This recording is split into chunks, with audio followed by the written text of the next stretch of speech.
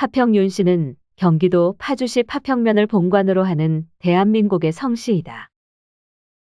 파평 윤씨는 태조 왕건을 도와 후 삼국을 통일하고 사만벽상 공신에 오른 윤신다를 시조로 모시고 여진족을 정벌하여 고구려의 옛 영토를 회복한 문숙공 윤관을 중시조로 삼고 있다.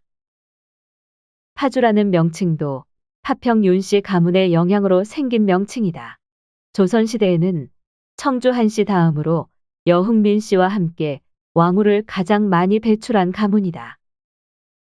또 조선시대에는 세 번째로 가장 많은 과거 합격자를 배출한 가문이 파평 윤씨이다. 대표적인 인물로는 청남의 영수였던 윤휴, 소론의 영수였던 윤증, 독립운동가 윤봉길, 저항시인 윤동주가 있다. 이러한 파평 윤씨 가문에는 떠올리기 싫은 가문의 역사가 있다.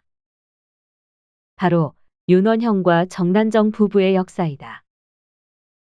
그리고 새롭게 기록될 치욕스러운 역사가 또 하나 있다. 2024년 12.3내란을 일으킨 윤석열과 김건희 부부의 기록이다. 조선 13대 명종 제위 당시 윤원형과 정난정은 권력의 자리에서 나랏일을 좌지우지하며 국정농단의 전형적인 모습을 보여주었다. 국정농단이란 나라의 정치를 독점하고 이익을 취해 대중에게 폐해를 입히는 것을 말한다. 반정을 통해 조선의 11대 왕이 된 중종은 첫 번째 왕비인 장경왕후가 세자를 낳고 죽자 둘째 왕비인 문정왕후를 받아들여 그 사이에서 경원대군을 낳는다. 장경왕후와 문정왕후 모두 파평 윤씨 집안으로 장경왕후의 오빠인 윤임의 대윤과 문정왕후의 동생인 윤원형의 소윤이 권력을 차지하려고 피 터지는 싸움을 했다. 중종이 승하하고 장경왕후 소생인 인종이 왕위에 오르자 인종의 외삼촌이자 장경왕후의 오빠인 윤임이 먼저 권력을 잡았다. 그런데 인종이 왕위에 오른 지 8개월 만에 승하하고 명종이 즉위하자 문정왕후의 수렴청정이 시작되었다. 문정왕후의 국정 개입에 따라 왕후의 남동생인 윤원형이 실권을 잡았다. 윤원형은 윤임이 역모를 꾸몄다며 대윤을 대대적으로 숙청했다. 4대 사화 중 하나인 을사사화다. 이후 소윤의 지속적인 반대파 숙청 작업으로 희생된 사람만 100여 명에 달했다고 한다. 윤원형은 20여 년 동안 권력과 재력을 마음껏 누렸다.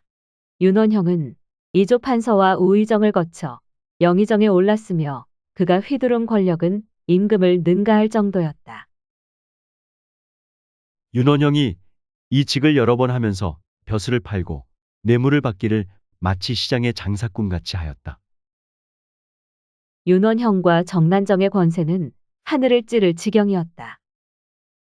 관리의 임용과 진급, 죄수의 처벌과 면책도 오로지 윤원형과 정난정의 손에서 나왔다. 벼슬을 얻으려 하거나 더 좋은 자리로 옮기기 위해서는 윤원형과 정난정에게 뇌물을 줘야 했다. 정난정은 아버지가 사대부였지만 어머니가 노비인 탓에 미천한 신분으로 태어났다. 어릴 때 집을 나와 기생이 되었고 윤원형의 눈에 들어 그의 첩이 되었다. 정난정이 첩에서 벗어나 윤원형의 정실이 되는 과정에서 벌어진 일은 그야말로 충격적이다. 본부인 김씨의 모친이 형조에 올린 소장에는 정난정이 쫓겨나 홀로 지내고 있던 전부인 김씨를 독살했다고 기록되어 있다.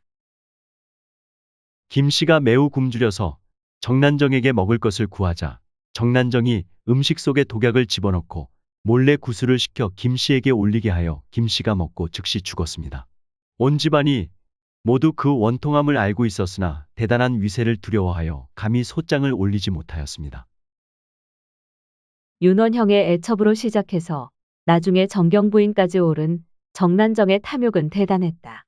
정난정은 외척의 권세를 배경으로 독점 판매, 폭리 등 부정 축제를 마다하지 않았다. 정난정은 시전 상인들과 결탁해 조선의 상권을 장악해서 막대한 부를 끌어모았다.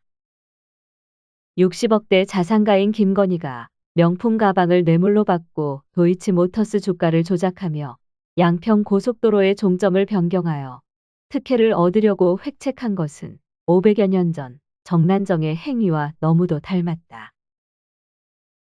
윤원영이 권력을 잡은 지 20년, 그의 권세는 임금을 기울게 하였고 중앙과 지방의 백성들이 몰려가니 뇌물이 문에 가득해 국고보다 더 많았다. 그들의 악행은 문정왕후가 죽자 끝나게 된다. 왕후가 승하하자 신하들은 기다렸다는 듯이 윤원영을 탄핵했고 명종은 차마 외삼촌을 탄핵하지는 못하고 벼슬에서 물러나게만 했다. 윤원영, 정난정 두 사람은 황해도 강음으로 도피했다.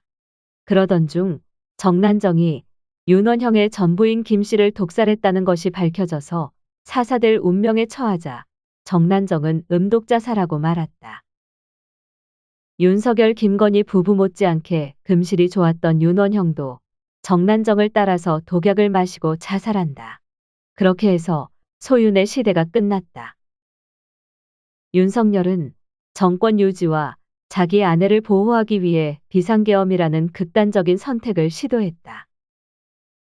윤원형이 자신의 권력을 공고히 하기 위해 을사사화와 정미사화를 일으켜 자신의 반대파를 숙청한 사건을 연상케 한다. 임진왜란이 일어나기 30년 전의 일이었다.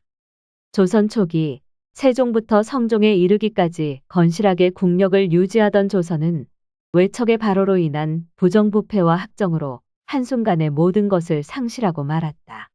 외침을 감당할 국력을 이미 상실한 것이다. 윤원영 일당의 국정농단이 조선을 지배했고 민생은 파괴됐다. 조선은 말기암 환자가 됐고 결국 임진왜란에 속수무책으로 유린당했다. 윤석열과 김건희를 둘러싼 논란은 권력을 남용하고 국민을 외면하는 행태가 과거의 윤원형과 정난정의 행보와 크게 다르지 않다는 것을 보여준다.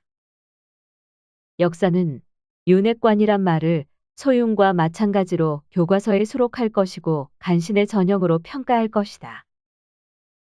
500여 년 전 소윤이라는 당파와 윤석열의 친윤이라는 당파는 자신들의 권력과 기득권 유지에만 몰두한다는 공통점을 지닌다. 이기, 윤인경, 임백령, 정순붕, 허자 등 윤원형과 정난정에게 아첨하고 권력에 빌붙었던 이들은 오늘날 윤핵관이라는 이름으로 부활했다. 또 윤석열의 모교인 충암고 출신으로 군과 국정을 장악하고 계엄에 나섰던 국방부 장관과 장성들은 500여 년 전에 을사사화와 정미사화를 이 땅에 다시 획책했다. 이 모든 이들이 현대판 소윤이다. 민심을 잃은 권력은 언제나 비극으로 끝난다는 사실을 잊지 말아야 한다. 역사를 잊은 민족은 미래가 없고 청산하지 않은 역사는 반복된다.